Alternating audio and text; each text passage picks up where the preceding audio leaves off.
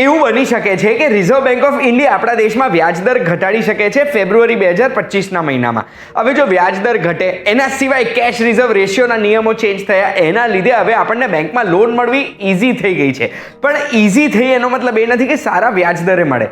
સારું વ્યાજદર આપણને ત્યારે જ મળે જ્યારે આપણો ક્રેડિટ સ્કોર, સિબિલ સ્કોર વધારે સારો હોય, 750 થી ઉપર હોય.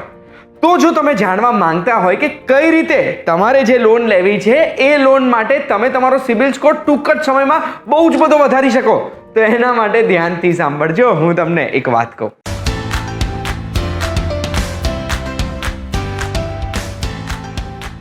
એક વાત કહું, આપનું સ્વાગત છે. મારું નામ છે ગુંજ ઠક્કર. આ ક્રેડિટ સ્કોર સિસ્ટમ ડેવલપ થઈ છે ને, બહુ સ્માર્ટ મૂવ છે. જેમ આપણે કોઈ પણ પ્રોડક્ટ મંગાવતા પહેલા એની રેટિંગ જોઈએ છે, એવી રીતે કોઈ પણ બેંક આપણને લોન આપતા પહેલા આપણો ક્રેડિટ સ્કોર જોવે છે, કારણ કે એ આપણી રેટિંગ છે કે આપણે લોનો કેટલી લઈએ છીએ, કે આપણે લોનો કેટલી ટાઈમસર આપીએ છીએ. અગર આપણો ક્રેડિટ સ્કોર સારો છે તો એનો મતલબ શું છે કે આપણે એક જવાબદાર બોરોવર છે. એનો મતલબ છે કે આપણે ટાઈમસર પેમેન્ટ કરી દઈએ છીએ અને આપણને લોન દેવામાં બેંકને કોઈ રિસ્ક નથી. અને સારો ક્રેડિટ સ્કોર છે એના ફાયદા પણ એ જ છે કે આપણને ઇન્ટરેસ્ટ રેટ ઓછો મળી શકે, આપણે લોન લેવી છે લાંબા ગાળાની મળી શકે, અને લોનનું પ્રોસેસિંગ બહુ ફટાફટ થઈ જાય આપણો ક્રેડિટ સ્કોર જોઈને જ. હવે સવાલ એ છે કે મારે જો લોનની જરૂરત પડી છે તો હું કઈ રીતે મારો ક્રેડિટ સ્કોર સુધારી શકું તરત જ, જેનાથી મને લોનમાં સારું વ્યાજદર મળે. તો હવે એના માટે મારે તમને કહેવું છે કે ક્રેડિટ સ્કોર આપણે આપણું બિહેવિયર આજે ચેન્જ કરીએ તો આપણા ક્રેડિટ સ્કોરમાં રિફ્લેક્ટ થતા કેટલો સમય લાગે. જાન્યુઆરી 2025માં રિઝર્વ બેંક ઓફ ઇન્ડિયાએ નિયમ કરી દીધો હતો કે દરેક બેંક NBFCએ ક્રેડિટ રિપોર્ટિંગ 15 દિવસે કરી દેવું પડશે. એની પહેલા 30 થી 45 દિવસનો સમય હતો, એવું આપણને સિબિલની વેબસાઇટથી જ ખબર પડી. પણ જો 15 દિવસે રિપોર્ટિંગ થાય એનો મતલબ છે કે આપણું ક્રેડિટ હિસ્ટ્રી દર 15 દિવસે અપડેટ થાય છે. તો એનો મતલબ એ છે કે આગળ હું જે કહેવાનો છું એ વસ્તુઓનું પાલન જો આપણે કરીએ છીએ ને તો 1-2 મેક્સિમમ 3 મહિનાની અંદર આપણો ક્રેડિટ સ્કોર ગજબ થઈ જશે. તો હવે તરત જ કહેવા માંગુ છું કે આપણા ક્રેડિટ સ્કોરને કઈ વસ્તુઓ વધારે ઇમ્પેક્ટ કરે છે, કઈ મીડિયમ છે ને કઈ લો છે. તો સૌથી વધારે ઇમ્પેક્ટ ખબર શું કરે આપણા ક્રેડિટ સ્કોરને? આપણું પેમેન્ટ ઓન ટાઈમ છે કે નહીં, અને આપણો ક્રેડિટ યુટિલાઇઝેશન રેશિયો.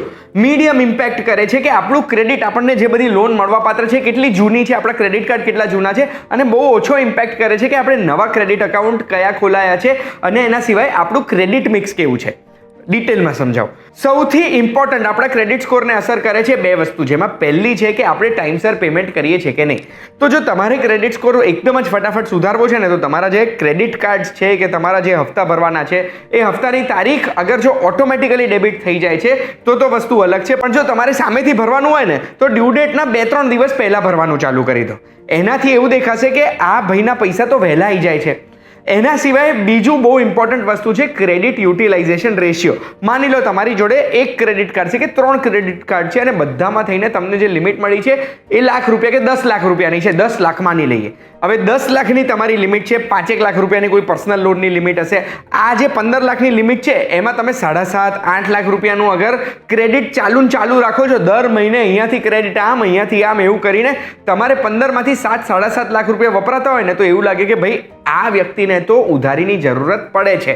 અને જેમ ધંધામાં હોય છે એમ આમાં પણ છે કે જેને ઉધારની જરૂરત નથી એને આપણને ઉધાર આપવામાં વાંધો પણ નથી. બસ એ જ રીતે અગર આપણો ક્રેડિટ યુટિલાઇઝેશન રેશિયો જો 30%ની નીચે હશે ને તો એ આપણા માટે સારું રહેશે. એનાથી બી વધારે નીચે કરો તો જેટલો નીચે તમે રાખી શકો એટલું સારું. એટલે અગર માની લો કે તમને મળવાપાત્ર ક્રેડિટના તમે અગર જો બહુ વધારે ટકા યુઝ કરો છો ને તો એ ઘટાડવાનો ટ્રાય કરો. 2-3 મહિના તમે નવા ખર્ચા ના કરશો, નવું દેવું ના કરશો, અને જેટલો ક્રેડિટ યુટિલાઇઝેશન રેશિયો નીચો હશે ને એટલું સારું. હવે આ રેશિયો વધારવા માટે બે વસ્તુ થઈ શકે.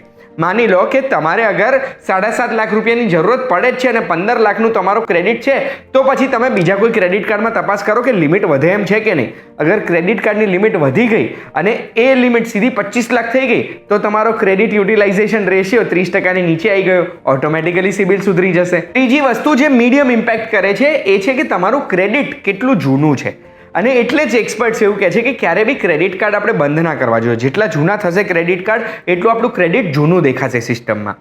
અને જો તમારી જોડે ક્રેડિટ કાર્ડ નથી કે પછી તમને આવી પર્સનલ લોન સામેથી મળવાપાત્ર નથી તો ક્રેડિટની શરૂઆત કરો. એટલે અગર તમારી કોઈ ફિક્સ ડિપોઝિટ છે કે તમારા મ્યુચ્યુઅલ ફંડ છે કે કોઈ સિક્યોર્ડ તમારી વસ્તુ બેંક પાસે પડી છે તો એના અવેજમાં એક લોન પાસ કરાવી દો. Loan against fix deposit pass કરાવી દો, પણ એમાં એવું કરી દો કે ભાઈ આ લોન હું વાપરું તો જ મને વ્યાજ ચાર્જ થાય, અગર નથી વાપરતો તો વ્યાજ ચાર્જ નહીં થાય. એટલે લોન પાસ થઈ ગઈ, ક્રેડિટ મારું ચાલુ થઈ ગયું, અને આ આપણને ફાયદો કરશે પેલા ક્રેડિટ યુટિલાઇઝેશન રેશિયોમાં પણ, અને આપણું એક ક્રેડિટ હિસ્ટ્રી બનતી ગઈ કે આપણને ક્રેડિટ મળે છે પણ આપણે વાપરતા નથી.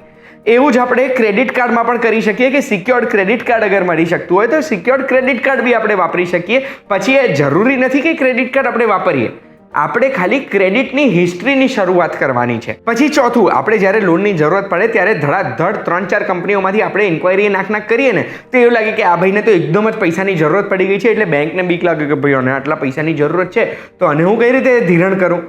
એની જગ્યાએ તમને જો અગર હફતા જાણવા છે, તમારું ઈએમઆઈ કેટલું આવશે, કેટલાની લોન જોઈશે, એ બધું જાણવું હોય તો કોઈ પણ ઈએમઆઈ કેલ્ક્યુલેટર વેબસાઇટ પર જજો અને એનાથી તમને ખબર પડી જશે કે વ્યાજ દર કેટલું નાખીશ તો કેટલો હફતો આવશે, અને બધા કેલ્ક્યુલેશન કરી લેશો ને 1-2 ઇન્ક્વાયરી નાખવાની, એટલે એનો બી ઇમ્પેક્ટ લો આવે પણ ઇમ્પેક્ટ તો આવે જ. અને છેલ્લો લો ઇમ્પેક્ટ વાળું છે ક્રેડિટ મિક્સ, એટલે કેટલી અલગ અલગ વસ્તુઓમાંથી તમને ક્રેડિટ મળવા પાત્ર છે. ક્રેડિટ રેટિંગ છે એટલે આપણું રેટિંગ એ પણ થાય છે કે કેટલી ક્રેડિટ આપણે મળી શકે છે. એટલે જો અગર તમારી હોમ લોન ચાલે છે, કાર લોન ચાલે છે, પર્સનલ લોન તમને મળી શકે છે કે ચાલુ છે, ક્રેડિટ કાર્ડ છે તમારી જોડે, આવી બધી જો લોનો અગર આપણે લીધેલી હોય ને ટાઈમસર પેમેન્ટ કરતા હોય તો આપણે સારા ગણાઈએ કે ભાઈ આમને બધેથી પૈસા મળે છે અને તો પણ એ ટાઈમસર પેમેન્ટ કરે છે. હવે માની લો ક્રેડિટ મિક્સ આપણું ખરાબ છે, તો જેમ મેં તમને કીધું એમ સિક્યોર્ડ ક્રેડિટ કાર્ડથી શરૂઆત કરો કે પછી સિક્યોર્ડ એફડી ઉપર લોનની તમે અપ્રુવલ લઈ રાખો.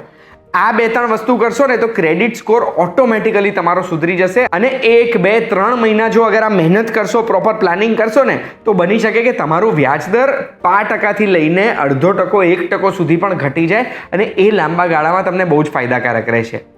જો આ વિડીયોની માહિતીથી તમને કંઈક ફાયદો થયો હોય તો લાઇક બટન દબાવતા જજો, અને આવી જ માહિતી માટે એક વાત કહું, જોતા રહેજો. આપણે ફરી મળીશું.